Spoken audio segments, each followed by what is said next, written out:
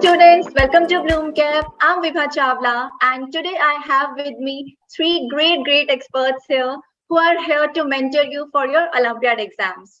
So first of all, welcome all the sirs to the session. Thank you, Vibha. Yes, so before proceeding to Q&A session, firstly, let me introduce all the experts to you. So firstly, we have R.K. Jha sir with us, who is a reasoning expert. And besides that, he is a great author as well. And he has written various books under various publications. Next, we have B.S. Sidwali sir, who is a quant and reasoning expert. And along with that, he is one of the founder authors of Aryan Publications and has written various books for various competitive exams like CAT, bank, insurance, and many more. And last but not the least, we have Sanjay Sharma sir with us, who is a competitive exams expert and a great author as well. He has been teaching and mentoring students since 1992. So this was a brief introduction of all the experts. Now let's proceed with our Q&A session. So my very first question is for you, Sidwali sir. Sir, I want to ask that what is the concept of these Olympiad exams? कौन से exams हमारे Olympiads की category में आते हैं और इनकी क्या वैल्यू है? एंड वन मोर थिंग, क्या ये एग्जाम सिर्फ नेशनल लेवल पर ही कंडक्ट कराए जाते हैं या फिर इनका कुछ इंटरनेशनल अपीयरेंस भी है? So please let us know sir. Yes, Vibha. First of all, thank you very much for having invited me on this chat show. And I'm happy to share this forum with two colleagues, Sanjay ji and Jha ji. Before I addressed three parts of your question, let me just brief you about the Olympiad. Yes. These are the Olympiad exams, or often we call them the Olympiads. These exams, they basically provide a platform to the student to compete with other students at the same education level. और ये exams का जो value का आपने question पूछा है, for that we have to understand one thing कि अभी भी जो हमारी कन्वेंशनल और ट्रेडिशनल एजुकेशन सिस्टम है उसमें अभी there is no slot for any syllabus which can give exposure to the student for the competitive examinations. और यही कारण है कि इम्पोर्टेंस जो हमारी ओलंपियाड की और ओलंपियाड्स एग्जाम्स की है वो बढ़ जाती है. आपने बताया कि कौन कौन से एग्जाम्स इसकी कैटेगरी में आते हैं. See there various organisations in India and at the international level as well, those who are conducting these types of examinations. इसमें if you see popularly known the Indian mathematical olympiad, जो mathematics के नाम से जाना जाता था when I was a school going student, I really remember this thing. अब इसमें क्या है कि as I said that various organisations they are conducting the examinations. तो there are various streams. Math Olympiads are there, Science Olympiads are there, Reasoning Olympiads are there. कुछ organizations essays में, even drawings में भी आजकल Olympiads conduct करा रही है. And I think the last part of your question was कि इनकी values क्या है. Values में, see, if you appear for this Olympiad examinations, they give you a real situation exposure for the competitive environment. And because what happens traditionally now at present, if you pass out your 10th and 12th, only then you are exposed to the competitive examinations.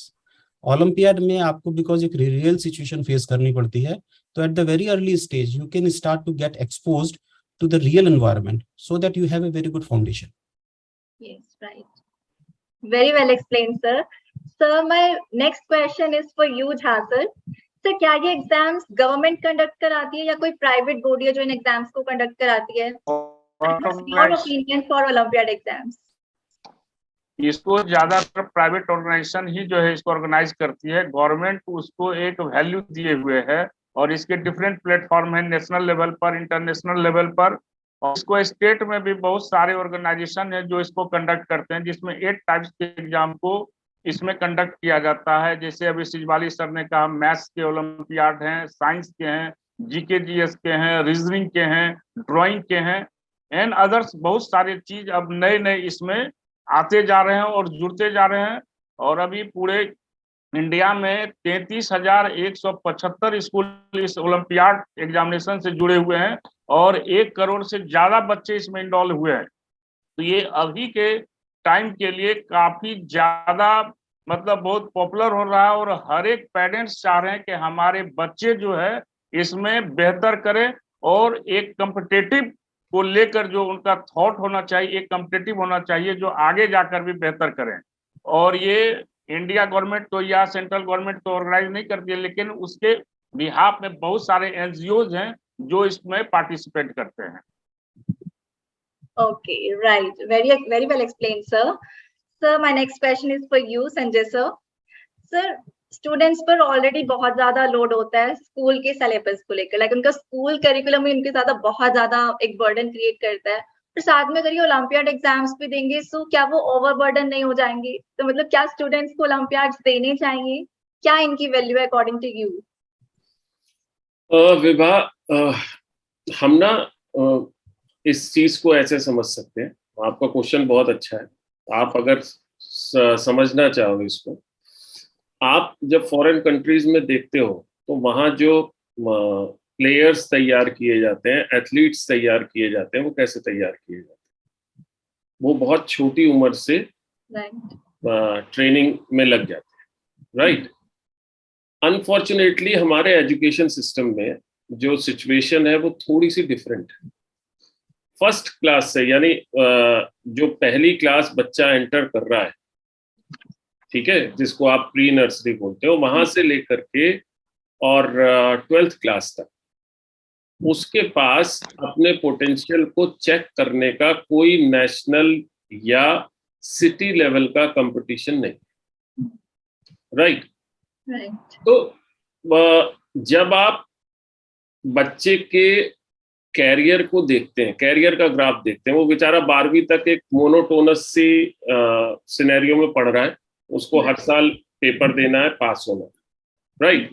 उसके बाद की situation ऐसी है कि जब वो 12th के बाद बाहर आता है तो उसको एक नई दुनिया मिलती है, कॉम्पिटिटिव इन्वायरमेंट मिलता है, सारी चीजें ऐसी होती हैं जो उसको बहुत परेशान सा करती है। कई बार वो पजल्ड हो जाता है। आपने बहुत बार सुना होगा कि वो बच्चे सुसाइड कर रहे हैं, बच्चों को समझ में नहीं आ रहा है क्या करना चाहिए, ठीक है?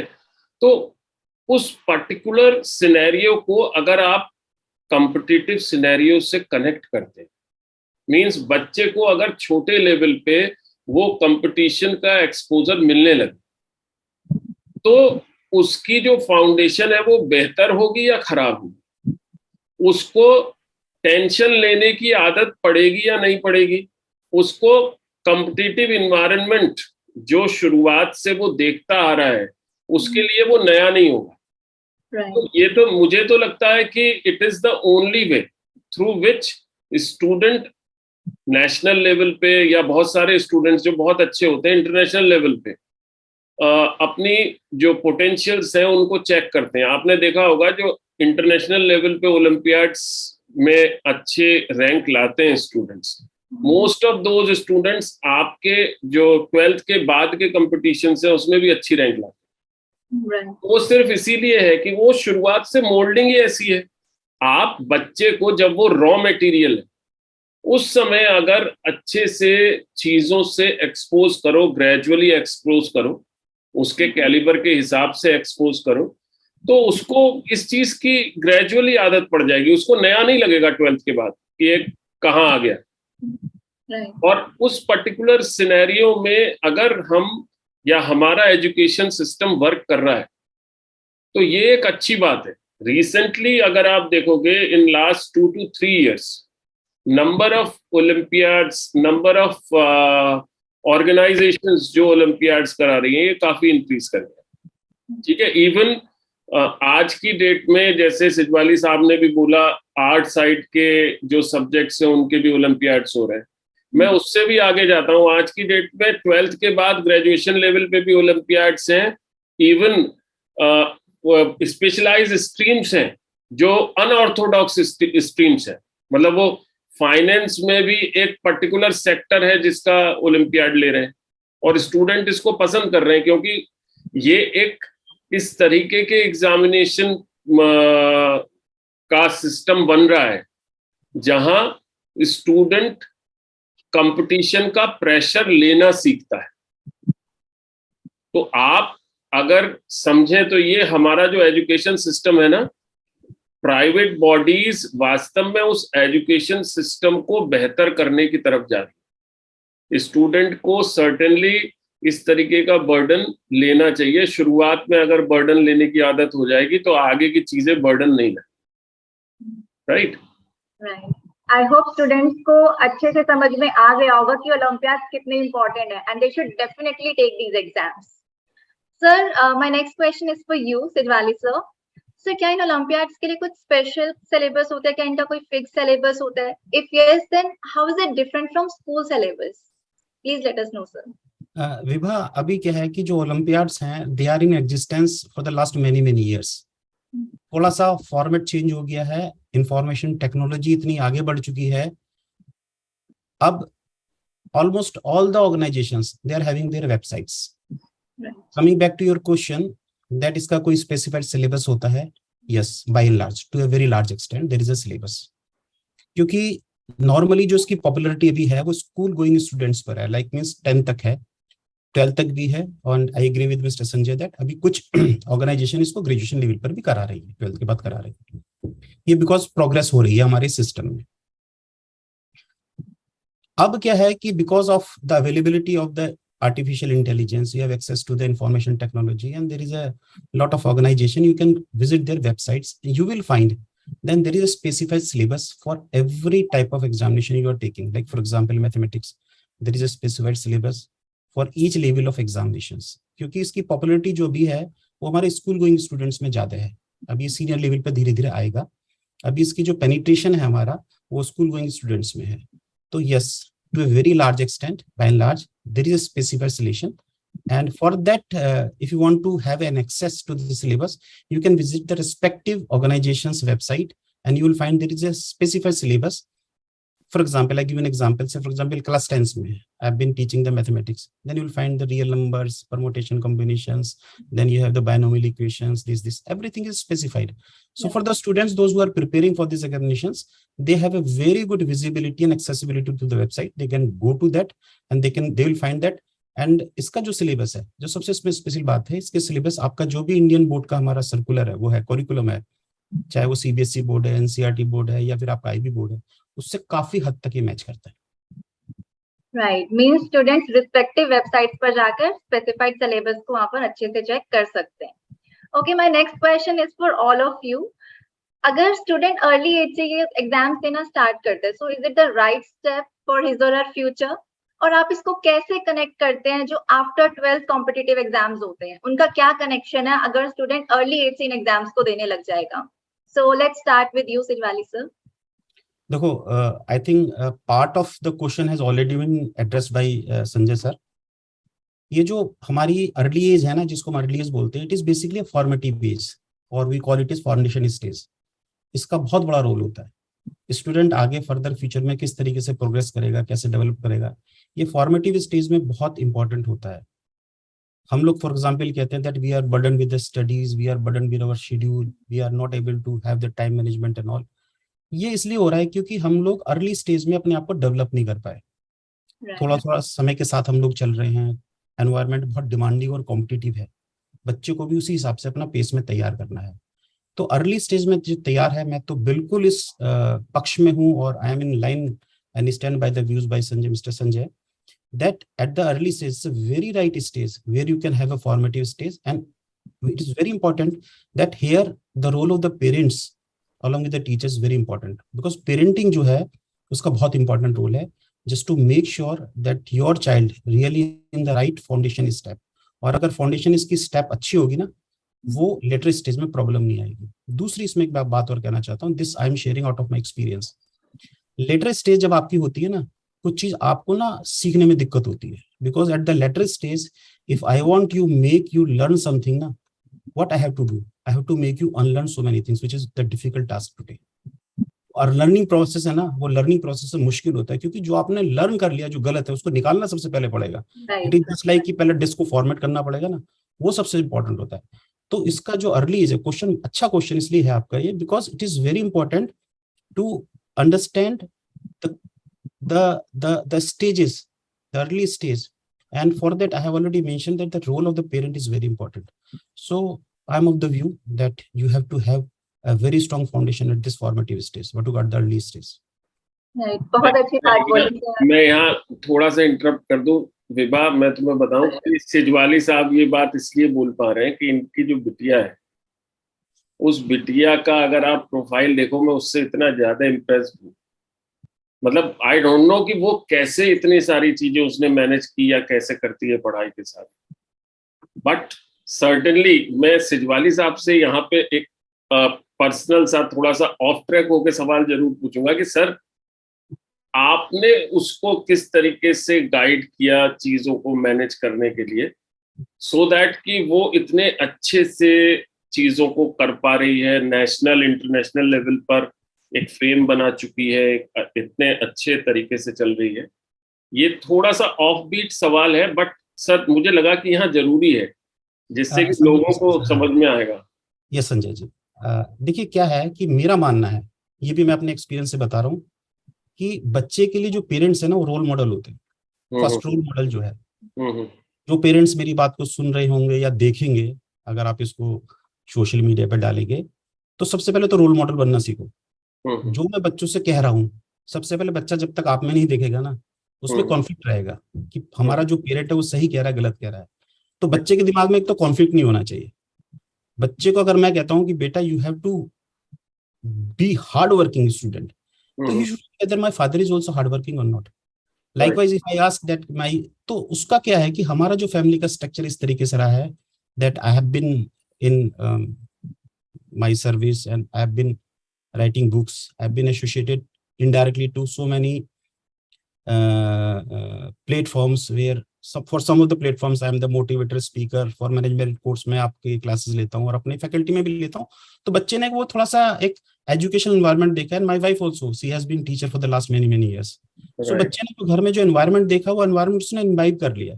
एंड इसमें एक रोल और है, वो चूंकि पर्सनल क्वेश्चन है तो थोड़ा सा पर्सनल होकर मैं बताता हूँ कि हमारे बेटे और बिटिया में 10 साल का डिफरेंस है. बेटा मेरा now he is engineer in Panasonic. तो उसने क्या देखा, जब वो बच्ची ग्रो हो रही थी, उसने देखा कि सभी लोग पढ़ने वाले घर में, भैया भी पढ़ता है, मम्मी भी पढ़ रही है, बाप भी पढ़ रहा है, सबके सब अपना. तो जो स्ट्रक्चर उसने देखा है, तो उसने धीरे धीरे कुछ चीज बताने की जरूरत होती है, कुछ चीज एनवायरनमेंट से बच्चा खुद ही ले लेता है. बहुत सारी चीज सिखाने की जरूरत नहीं होती है. वो जब देखता है कि एक एनवायरनमेंट में कोई चीज फ्लो हो रही है, तो खुद ही उसको एसिमुलेट कर लेता है, खुद ही उसको इन्वाइब कर लेता है. उसमें बहुत ज्यादा बताने की जरूरत नहीं होती है. और फिर एक बार अगर आप किसी चीज को, like for example if you take study as a fun activity, वो भी बहुत जरूरी होता है. अगर आप उसको एज अ बर्डन लेके चलेंगे तो बड़ी दिक्कत हो जाएगी. और इसमें एक सबसे मोटिवेटिंग फैक्टर क्या होता है, ये मैं ओलंपियाड के कनेक्शन से भी बताना चाह रहा हूँ, कि जैसे डिफरेंट ऑर्गेनाइजेशंस हैं, वो एग्जाम कंडक्ट कर रही हैं, तो बाद में वो अवार्ड करती हैं, सर्टिफिकेट देती हैं, कुछ स्कॉलरशिप देती हैं, तो बच्चा अपने आप को आइडेंटिफाइड फील करता है, रिकॉग्नाइज फील करता है, तो अपने आप में मोटिवेशन होता है. यही मेरी बिटिया के साथ हुआ. उसको अर्ली एज में स्कॉलरशिप मिलनी स्टार्ट हो गई है. अभी भी she is in one of the best international schools and that is only 100% scholarship. हम तो सोच नहीं सकते, that's very very huge fees of that, but she got it scholarship, so it's a self motivation for her. तो कभी कभी क्या होता है कि आपकी मेहनत के थ्रू जो आपको रिकॉग्निशन और अवार्ड मिलता है, वो भी आपके लिए एक लर्निंग फैक्टर बन जाता है. बिल्कुल बिल्कुल बिल्कुल सही बात. तो ये दिस वाज द थिंग जो कि मैं, मतलब ये ऐसे नहीं आता आपके सवाल से विवाह.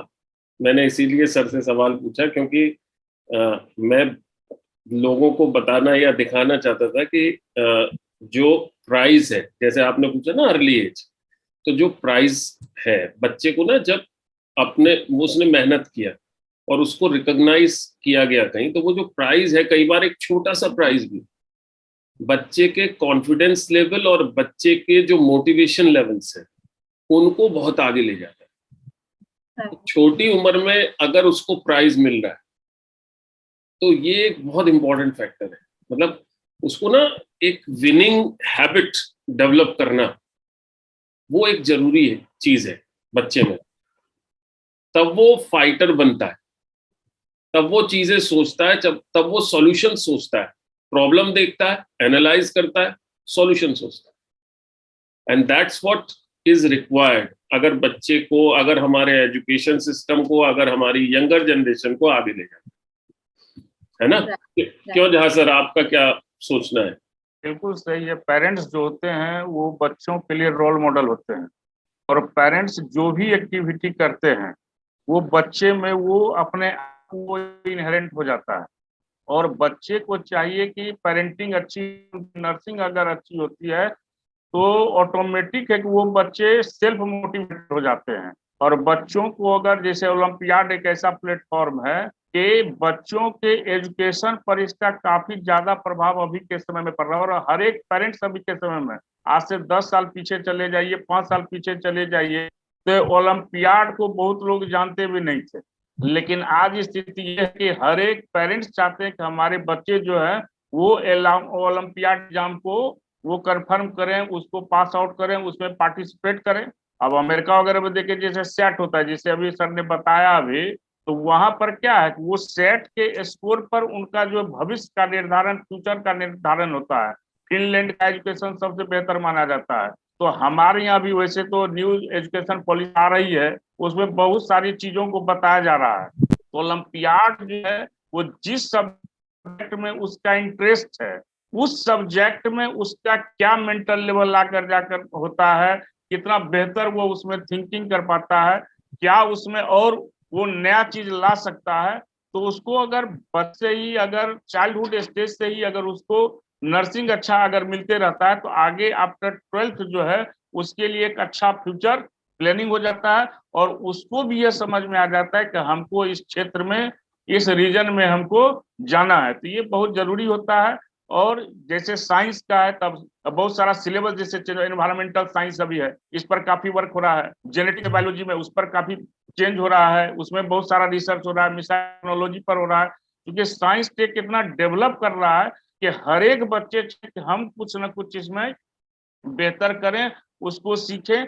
तो ओलंपियाड का जो पेपर्स जैसे होता है, जो सीबीएसई कुरिकुलम है या आईसीएसई बोर्ड का है या स्टेट लेवल, तो वो उसी फॉर्मेट में क्वेश्चंस को अब जो है आगे देते हैं। और बच्चों को उस एग्जाम के माध्यम से उनका ये पता करते हैं कि किस तरह से बच्चे सोचते हैं और कैसे उसमें आगे बढ़ते हैं। तो इस प्रकार से हम लोग जो है ओलंपियाड को, और अभी जैसे ब्लूम कैंप स्टार्ट हुआ था, हमने भी बहुत सारे स्कूलों से बात किया, इस बीच में जुड़े भी, तो हमने एक फीडबैक लिया कि हर एक पेरेंट, चूंकि पेरेंट्स से भी हमने बात की, बच्चों से भी बात की, तो बच्चे में आज के समय खास करके रूरल एरियाज में, जो ग्रामीण क्षेत्र हैं, वहां बच्चे इसको बहुत इंटरेस्ट से देख रहे हैं कि ये चीज होता क्या है। तो उनको अगर बेहतर तरीके, क्योंकि अर्बन कल्चर में तो सभी लोग जान रहे हैं, लेकिन अभी भी जो रूरल बैकग्राउंड जो है, जो ग्रामीण क्षेत्र में है, उसमें पेरेंट्स हो गए या बहुत शिक्षक भी नहीं जान पाते। खास करके बिहार वगैरह में तो एजुकेशन की स्थिति आप देख ही रहे किस प्रकार का है, तो ज्यादा इस पर कुछ बोलना तो चाहेंगे नहीं।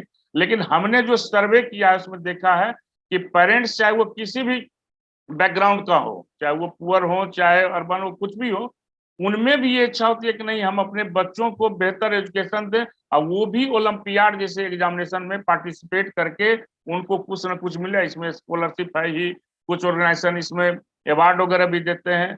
तो इस प्रकार से अगर हम लोग बेहतर करते हैं, उनको क्वेश्चन का प्रिपरेशन उस प्रकार से करवाते हैं, कुछ न्यू आइडियाज बच्चों को देते हैं, कुछ मोटिवेट करते हैं सब्जेक्ट के थ्रू, उनको अगर हम मोटिवेट करते हैं, तो हम समझते हैं कि आने वाले फ्यूचर में हमारा ओलंपियाड जो है वो एग्जामिनेशन और भी पॉपुलर होगा। अब फॉरेन में तो इस पर काफी बहुत पहले से है, लेकिन अब इंडिया में धीरे धीरे हम लोग जो है इसमें आगे बढ़ रहे हैं। यूजुअली जो ओलंपियाड बॉडीज होती है, ये डिफरेंट डिफरेंट स्ट्रीम्स में एग्जाम्स कंडक्ट कराती है, मतलब अलग अलग स्ट्रीम्स होती हैं। सो क्या स्टूडेंट्स को वो सारे ओलंपियाड्स देने चाहिए या कुछ स्पेसिफाइड ओलंपियाड्स हैं जो स्टूडेंट्स को देने चाहिए? देखिए ऐसा है, एक बहुत सिंपल सा तरीका है, स्टूडेंट को दो चीजें ध्यान में रखनी चाहिए। पहला कि किस तरह का जो सब्जेक्ट का इंटरेस्ट है उसका वो कैसा है, ठीक है ना। ये हल्का सा ट्रिकी चीज है, आपको समझाने की कोशिश करता हूँ।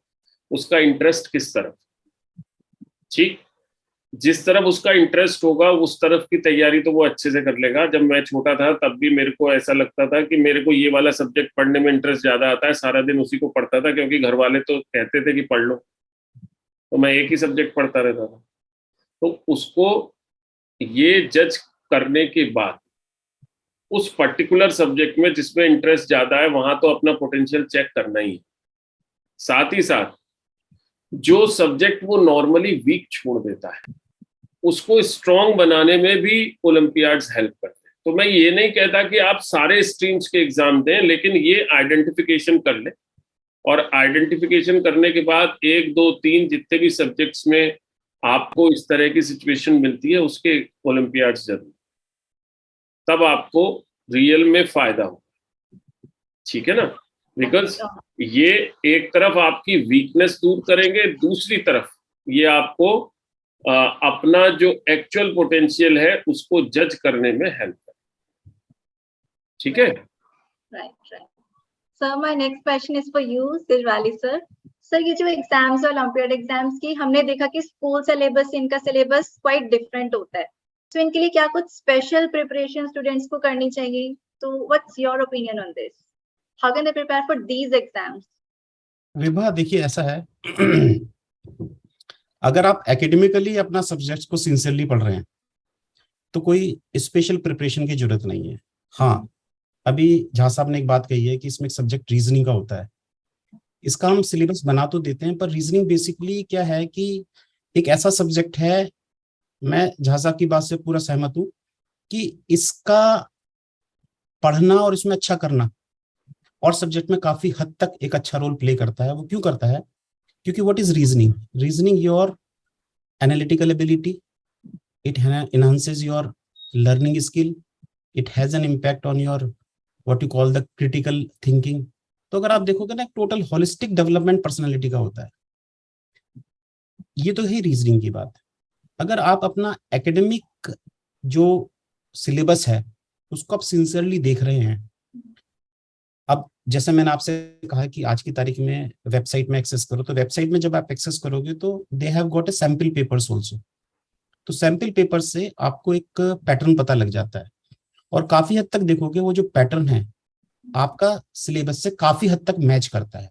यस, आई एग्री कि इसमें level of difficulty depending on the olympiads which you are appearing, if you are appearing to the international mathematics olympiad which is supposed to be the toughest olympiad of India, उसका जो level of difficulty है वो थोड़ा सा different रहता है। But अगर सिद्धांतिक रूप से समझें, प्रिंसिपली हम देखें, तो मैथमेटिक्स में या पर्टिकुलरली साइंस में कोई ऐसी चीज नहीं हो सकती जो हमारे किसी टॉपिक से बाहर है। हर चीज सिद्धांतिक से। मैं आपको एग्जाम्पल बताता हूँ। फॉर एग्जाम्पल हम अलजेब्रा कहते हैं। अब अलजेब्रा तो कभी चेंज नहीं हो सकता, उसको चाहे आप इंडिया में पढ़ लो, चाहे यूरोप में पढ़ लो, या फिर उसको अमेरिका में पढ़ लो। अभी झा साहब ने कहा था कि जो सेट के एग्जामिनेशन होते हैं, इंटरनेशनल एग्जामिनेशन होते हैं, कभी आप इसका सिलेबस देखो, क्योंकि मैं इसका सिलेबस देख रहा हूँ कि my daughter is preparing for the set examination, उसका सिलेबस भी वही होता है, सेम सिलेबस हमारा होता है। तो कहने का मतलब क्या है, just to sum up your my query, your query, इसका जो बहुत ज्यादा कोई एक्स्ट्रा प्रिपरेशन की जरूरत नहीं है। इसमें थोड़ा सा आप क्या कर सकते हैं, जो सिमिलर लेवल का, जिसको हम बोलते हैं, we call it managerial science में हम इसको बोलते हैं इमुलेशन एक्सरसाइजेज। इमुलेशन मीन्स कि उस रियल सिचुएशन को आप अपनी प्रैक्टिस में ले लो। तो जो भी आपके पास अवेलेबल रिसोर्सेज हैं जहां से आप इनके सैंपल पेपर्स ले सकते हैं, उनकी आप प्रैक्टिस कर सकते हैं, और प्रैक्टिस करके आप देखेंगे कि जो एग्जाम आप लिख रहे हैं वो आपके एकेडमिक कोकुलर से काफी हद तक ये सिमिलर होता है। बहुत अच्छी बात कही सर आपने। अगर हम एकेडमिक्स में अच्छे हैं, अगर हम वही सब अच्छे से पढ़ रहे हैं, हमारे स्कूल सिलेबस को अच्छे से कर रहे हैं, तो olympiad is not a big deal, right? Sir, in this continuation, I want to ask a question to you, Sanjay sir. On one hand, it is believed that Olympiads are difficult. On other hand, it is believed that Olympiads are not difficult but different. So, how do you justify these two statements? देखिए, ऐसा है कि जब कभी भी आप competition की बात करती है ना, तो कंपटीशन के अंदर ऐसा एक डर बनाया जाता है बच्चों के लिए कि इसमें ना बहुत डिफिकल्ट चीजें आती हैं। बट रियलिटी में अगर आप देखो तो वहां पे सिर्फ क्या होता है, 2 या 3 कंसेप्ट मिक्स कर दिए जाते हैं। बोर्ड, जो हमारा बोर्ड का पैटर्न है, उसमें सिंगल कंसेप्ट पे एक सवाल बनता है। यहाँ पे जो सवाल बनता है वो 2-3 कंसेप्ट को मिक्स करके बन जाता है, तो वो दिखने में थोड़ा सा डिफरेंट दिखता है, राइट? अच्छा, दूसरी बात क्या होती है कि कंपटीशन में जब कभी भी सवाल आएगा, वो सवाल हमेशा ऐसा नहीं होगा रिपीट हो रहा होगा, वो सवाल नया होगा, ठीक है ना? तो जब हम कहते हैं कि ओलंपियाड्स आर डिफिकल्ट, तो वो एक जस्टिफाइड स्टेटमेंट नहीं है। वास्तव में वो एक कंपटीशन है उसमें आपकी नॉलेज की एप्लीकेशन पूछी जा रही है, वहां पे एक से ज्यादा कंसेप्ट की मिक्सिंग है, नो डाउट। तो थोड़ा सा क्वेश्चंस को लेकर डिस्प्यूट भी हो सकता है कि क्वेश्चन बनाने वाले का जो फ्रेम है, मैं भी जैसे क्वेश्चन बनाता हूं तो कई बार ऐसा होता है स्टूडेंट के सामने जब क्वेश्चन रखता हूं तो स्टूडेंट कहता है कि सर इसमें ये वाली चीज गलत है। तो मुझे ना स्टूडेंट के एंगल से सोचना पड़ता है कि मैंने शायद वो एंगल ना लगाया हो जो स्टूडेंट ने लगाया है। मैं एज अ टीचर सोच रहा हूं, लेकिन स्टूडेंट एज अ लर्नर सोच रहा है, उसने 4 चीजें और पढ़ी हुई, तो माइट भी कोई गलती आ जाती है। ठीक है ना, हम बहुत कोशिश करते हैं। तो जब हम इस तरह के क्वेश्चंस फ्रेम कर रहे हैं तो वहां पे ये चीज बिल्कुल होगी कि क्वेश्चंस हमें हमेशा नए मिलेंगे, डिफरेंट मिलेंगे, उनका नॉर्मल सिस्टम से डिफरेंट होना ही उनको अच्छा बनाए। तो ओलंपियाड भी डिफिकल्ट नहीं है, ओलंपियाड भी कंपटीशन है, और कंपटीशंस नॉर्मली डिफरेंट क्वेश्चंस रखते हैं। डिफिकल्ट हो वो ये जरूरी नहीं है। कंपटीशन में आप सोचो ना, सपोज हम जेई और नीट की बात करते हैं, वो कंपटीशन है। उस कंपटीशन में डॉक्टरी के एंट्रेंस का एग्जाम अगर नीट है तो उसमें बच्चे को फिजिक्स केमिस्ट्री का सवाल क्यों पूछा जा रहा है, या प्लांट साइंस यानी बॉटनी का सवाल क्यों पूछा जा रहा है? खाली जूलॉजी जो उसको बाकी पूरे टाइम पढ़नी है उसी का सवाल पूछ लेते। तो कंपटीशन क्या कर रहा है, स्टूडेंट की जो कैपेबिलिटी है उसको जज कर रहा है ना। जज करने के लिए नॉलेज जो अप्लाई करनी होती है उसके लिए वर्किंग होती है। तो ऐसा तो करेंगे नहीं, सिलेबस उन्होंने अगर डिफाइन कर दिया है तो ऐसा तो करेंगे नहीं सिलेबस से बाहर सवाल पूछ लेंगे। तो क्वेश्चन के जो फ्रेमिंग है वो फ्रेमिंग डिफरेंट रखनी पड़ेगी, राइट। अब उस डिफरेंट फ्रेमिंग को आप अगर डिफिकल्ट मान लेते हैं तो आप गलत सोच। कितनी बार ऐसा होता है कि चुटकियों में सवाल सॉल्व हो जाता है, कितनी बार ऐसा होता है कि डिफरेंट डिफरेंट टेक्निक्स हम लगाते हैं, क्वेश्चन सॉल्व हो जाता है। ठीक है, तो ये स्टेटमेंट सही है कि कंपटीशंस में नॉर्मली जो क्वेश्चंस पूछे जाते हैं वो डिफिकल्ट नहीं होते बट डिफरेंट, और स्टूडेंट को भी इसी माइंडसेट से उनको अटेम्प्ट करना चाहिए। जब स्टूडेंट डिफिकल्टी का फियर लेकर के उनको अटेम्प्ट करता है ना, तो गलती के चांसेस ज्यादा रहते हैं, फेलियर के चांसेस ज्यादा रहते हैं। वहीं अगर वो इस डिफरेंट माइंडसेट को लेकर के आता है, मींस उसको एक प्रॉब्लम की तरह से लेता है और उसका सॉल्यूशन करता है, तो उसको भी अधिकतर सक्सेस मिल जाती है। ऐसा नहीं हो सकता कि कोई कंपटीशन आपको क्रॉस करना हो और 10,000 सवाल आपने कर लिए तो वो 100 सवाल उन 10,000 सवालों में से आएंगे, वो 100 सवाल अलग ही हो। ठीक है ना। So for all those who used to believe that Olympiads are difficult, I hope sir is able to change your mindset now. Olympiads are not difficult, these are just different. बस क्वेश्चंस की framing अलग कर दी जाती है और आपको ऐसे लगता है कि डिफिकल्ट है। So now it's up to you, it's your take now कि आपको इसे डिफिकल्ट समझना है या इजी समझ के इसे आसानी से क्लियर कर जाना है, right. So sir, my last question for all of you, you all are experts, you all have a lot of experience, so any last minute tips, any advice that you want to give to the students, especially कि वो school syllabus और olympiad syllabus को कैसे balance करके चले, time कैसे manage करें, specially आप इस चीज पर फोकस करते हुए कुछ अगर स्टूडेंट्स को यहाँ पर एडवाइस करना चाहें, starting from you Sijwali sir. Vibha, जो आपने टाइम मैनेजमेंट की बात की है ना, सी इसमें क्या है कि फर्स्ट ऑफ ऑल मैं तो स्टूडेंट से कहूंगा कि अगर स्टूडेंट्स बहुत छोटा है, लर्निंग स्टेज पर है, तो उसको थोड़ी सक्सेस स्टोरी पढ़नी चाहिए कि समय सबके पास बराबर है। कोई 12 घंटे ही काम करते हैं हम लोग, 24 घंटे का हमारे पास टाइम होता है, सोना भी है उसमें। Time management basically is a balance between your cocurricular activity, I am talking about from the students angle, balancing the cocurricular activities और competitive activity with the academic activities, ये इसका बैलेंसिंग होती है। और बैलेंसिंग के लिए बहुत ज्यादा जरूरत नहीं है। मैं कहता हूं कि स्टूडेंट से कि पढ़ाई को भी ना as a fun activity involve करो। पढ़ाई को देखो, अभी जैसे संजय जी ने भी अपने एग्जाम्पल में बात की थी कि फियर जो लेके चलेंगे ना, कंपटीशन का, बर्डन का, प्रेशर का, ये एक फियर ना, एक मैं इसको एक आर्टिफिशियल फियर कहता हूँ, ये रियल फियर भी नहीं है। जैसे फॉर एग्जाम्पल हम किसी को बात कहते हैं कि मेरे को एक प्रॉब्लम हो गई है, मेरे चैलेंजेस हैं, ये है। अगर मैं किसी सिचुएशन की बात करता हूँ, वो क्या है, वो एक सिचुएशन ही तो है। For me it is a problem, for you it may be possibility. तो कहने का मतलब क्या है कि everything, every situation basically is a situation in itself. तो you have to convert this situation in the possibility, number one. Number two, कि हमारी मेरी स्टूडेंट्स के लिए क्या टिप्स रहेंगी। देखो क्या होता है कि अगर हम आज का हमारा जो प्लेटफॉर्म है, इसका टॉपिक बेसिकली ओलंपियाड है, और ओलंपियाड का रोल है स्टूडेंट के फ्यूचर को तैयार करना कॉम्पिटिटिव एग्जाम्स के लिए। ये हमारा आज का चैट शो का डिस्कशन है। इसमें अगर आप इसको लिखते हैं, एग्जाम को स्टार्ट करते हैं, तो what I believe on a very good quotation that it is neither the event of an action nor the intensity of action. It is a consistency which makes a lot of difference. So if you do something, it has to be consistent for a longer period of times. Development कोई overnight नहीं हो जाएगा, कोई एक ऐसा कोई magical कोई चीज नहीं है। आईक्यू लेवल तो हम लोग का डिफरेंट हो सकता है, वो आईक्यू लेवल मेरा डिफरेंट हो सकता है, आपका डिफरेंट हो सकता है, परंतु जो आज बच्चा आज की तारीख में थोड़ा सा लोअर आईक्यू लेवल का है, उसको ये करके गिव अप कर देना कि मेरा बढ़ ही नहीं सकता, वो गलत है। Practice makes a man perfect. तो कंसिस्टेंसी बहुत जरूरी है। जितना कंसिस्टेंट होगा उतना डेवलप करेगा, उतना लर्न करेगा, और उसके व्यक्तित्व में उतना ज्यादा विकास आएगा। एक चीज मैं और कहना चाहता हूँ, कि जितनी भी हमारी ओलंपियाड की बात हो रही है, इसमें बहुत सारे सब्जेक्ट्स की है। संजय जी साइंस के हैं, जहाँ साहब रीजनिंग को देखते हैं, मैंने रीजनिंग क्वांटिटिव देखा है।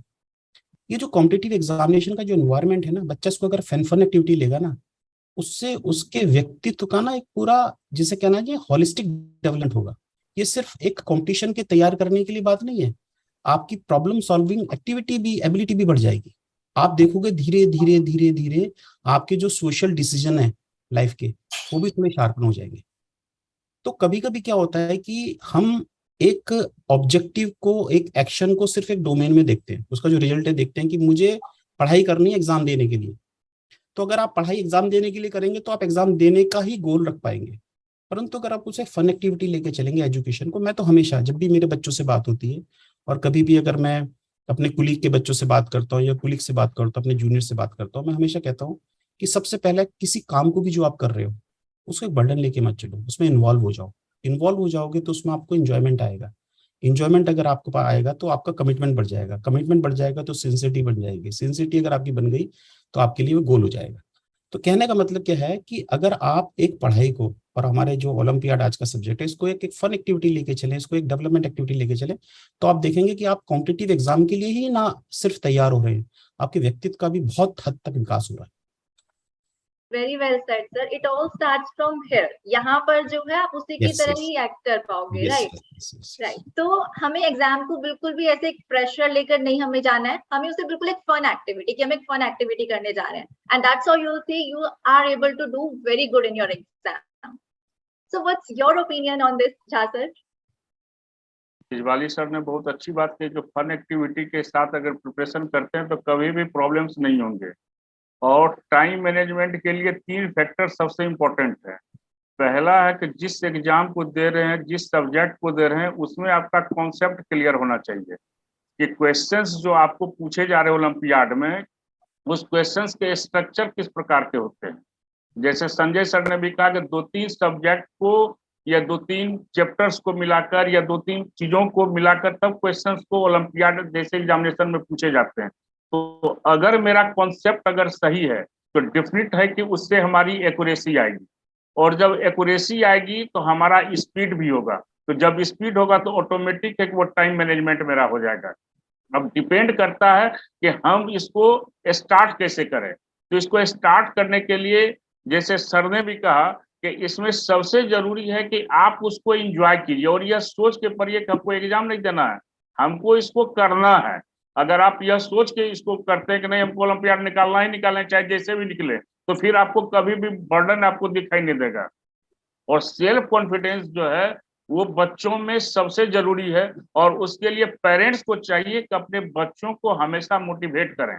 दूसरी बात है कि जो आप एकेडमिक में आप पढ़ाई कर रहे हैं, जिस भी क्लास में आप हैं, और आप अगर ओलंपियाड जैसे एग्जामिनेशन दे रहे हैं, तो दोनों के बीच में बैलेंस तभी आपका होगा कि दोनों को पेपर को सामने रखें और आप देखें कि क्या इसमें से एकेडमिक एजुकेशन में जो पढ़ रहे हैं और जो हमको ओलंपियाड में जो पूछा जा रहा है उसमें कितना का डिफरेंस है। अगर इस चीज को अगर बैलेंस करके आप पढ़ते हैं तो हम समझते हैं कि इससे बेहतर टाइम मैनेजमेंट आपका नहीं हो सकता है।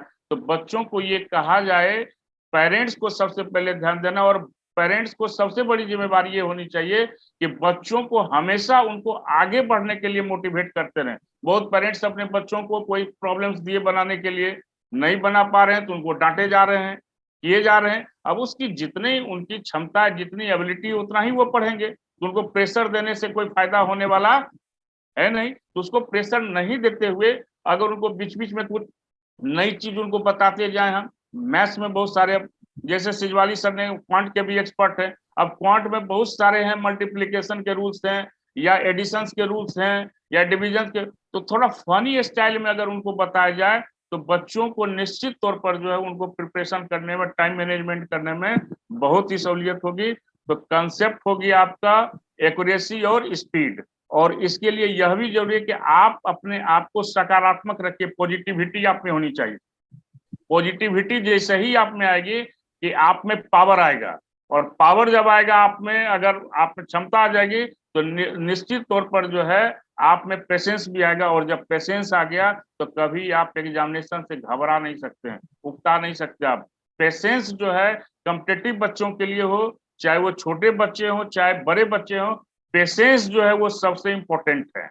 जो हारता है वही जीतता है। कहता है कि मत पूछो कि मंजिल कहाँ है मेरी, अभी तो सफर का इरादा किया है, हारेंगे न उम्र भर कभी भी, हमने दिल से ये वादा किया है। अगर इस जज्बे के साथ अगर हम प्रिपरेशन करते हैं और बच्चों को गाइड करते हैं तो हम समझते हैं कि हर एक बच्चे इसको करेंगे।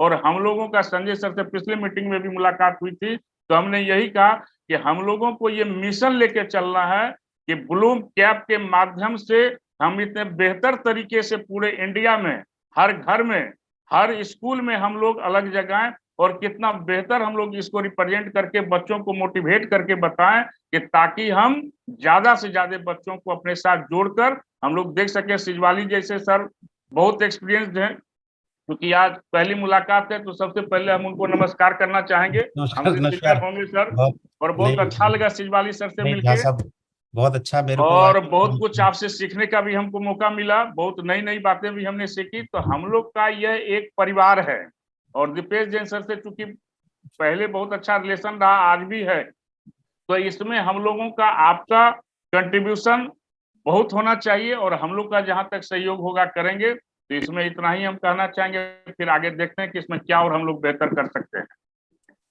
राइट, वेरी वेल सेड जहाँ साहब मैं आपको बीच में बोल रहा हूँ, आपने बीच में एक बात कही थी जी सर, लर्निंग वाला, तो मैं इस बात से बहुत सहमत हूँ कि एक और चीज मैं यहाँ पर ऐड करना चाहता हूँ जो जहाँ साहब की बात सुन के मेरे को आई है।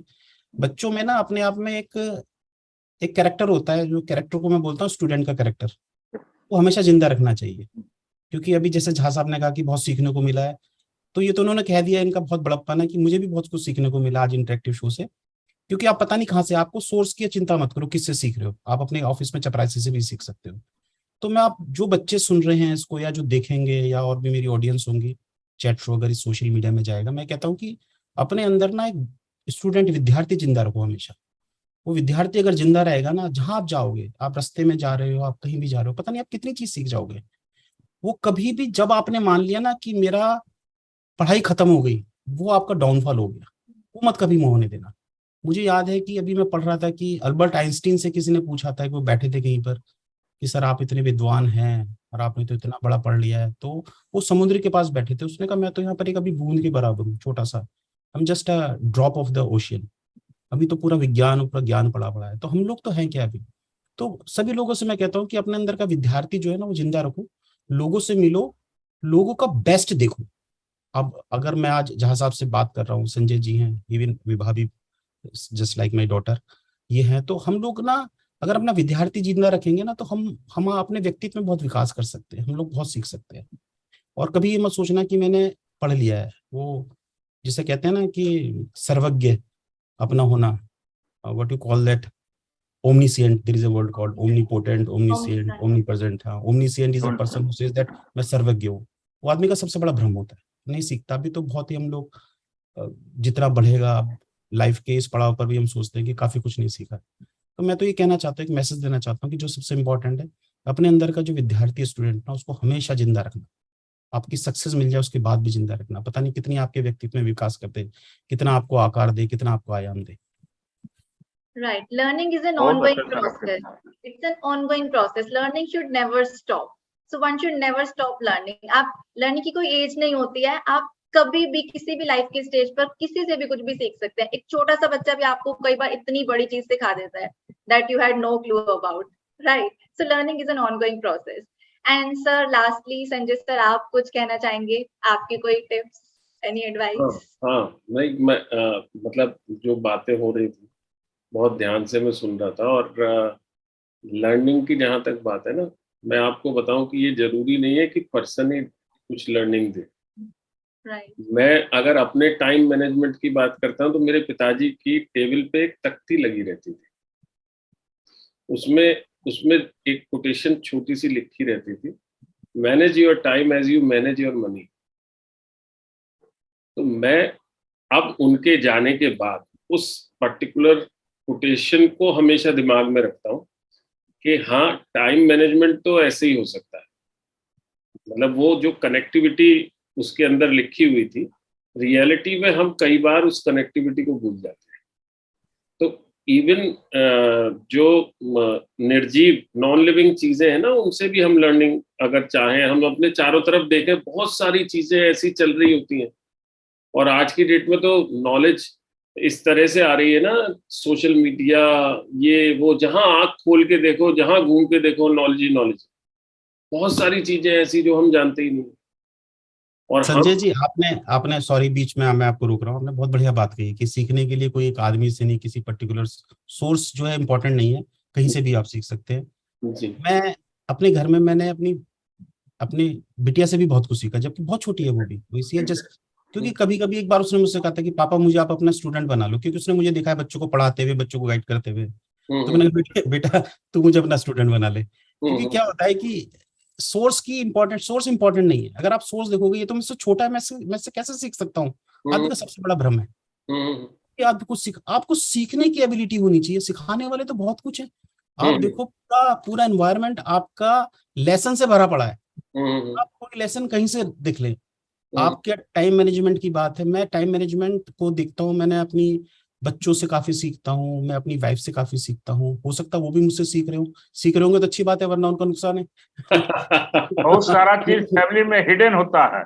हाँ और वो आदमी सीखता भी है तो तो वो बोल नहीं पाता है, लेकिन हाँ हर एक आदमी के अंदर, हर एक व्यक्ति के अंदर में यस वो एक विद्यार्थी का गुण होता है। जो यस जो बौद्धिक व्यक्ति हैं, जो इस क्षेत्र में है, खास करके टीचिंग फील्ड से, हम लोग तो करीब करीब सारे लोग टीचिंग फील्ड से जुड़े हुए हैं। तो जब तक विद्यार्थी को अपने आप को समझकर आगे नहीं रखा जाए, तब एग्जैक्ट तक वो व्यक्ति यस आगे बेहतर कर ही नहीं सकता है। और कोई भी, जैसे आपने कहा कि सर्वज्ञ, कोई सर्वज्ञ आज के डेट में नहीं है। इतना ज्यादा एडवांस हो चुका है कि रोज नई नई, हर पल आप एक नई चीज सीख सकते हैं, अगर सीखने के लिए अगर आप में चाहत है तो। बिल्कुल बिल्कुल सही बात है सर। लर्निंग आप basically depends upon your mindset. आप किसी चीज को कैसे देखते हैं उस पर डिपेंड करता है। और चारों तरफ आप अपने देखें तो टोटल नॉलेज का भंडार है। टाइम की जहां तक हम बात करते हैं, टाइम मैनेजमेंट इम्पोर्टेंट फैक्टर है। उसके लिए मैंने बोला है कि quotation manage your time as you manage your money, वो एक बहुत इंपॉर्टेंट फैक्टर है। अधिकतर ऐसा होता है, आप कोई भी बच्चे को मैं बोलता हूँ कि बेटा तू, वो कहता है सर मेरे को टाइम नहीं मिलता ये पढ़ने का। तो मैं बोलता हूँ बेटा तू अपना अगर 24 आवर्स की स्क्रूटनी करेगा तो you will find 3 to 4 hours ऐसे हैं जिसमें तू कुछ नहीं करता है। हालांकि तू ये ऐसा सोचता है कि तेरे पास टाइम नहीं है, बट रियलिटी में 3 to 4 आवर्स तेरे ऐसे निकल आएंगे जिसमें तू कुछ नहीं कर रहा हो। तो तू अपने आप ही उसको एनालाइज करके टाइम स्नैच कर सकता है। तीसरा, कंसिस्टेंसी, वो एक बहुत इंपॉर्टेंट फैक्टर है। अपने पोटेंशियल को समझना, अपना ऑनेस्ट एनालिसिस करना, वो सारी चीजें स्टूडेंट को आगे ले जाती हैं। जब हम ओलंपियाड्स को कॉम्पिटिशन्स से जोड़ते हैं तो कॉम्पिटिशन्स में यही वैल्यूज हैं जो बच्चे को रिजल्ट देती हैं। अगर वो इन वैल्यूज को स्टार्टिंग से लेके चलेगा तो 12th तक पहुंचने के बाद तो वो वंडर्स ही करेगा। तो समझने वाली चीज ये है कि इनको सीरियसली लेकर के, इनको टाइम पास की तरह से ना लेके, सीरियसली लेके अपने आप को पॉलिश करने के लिए इनका यूज करें।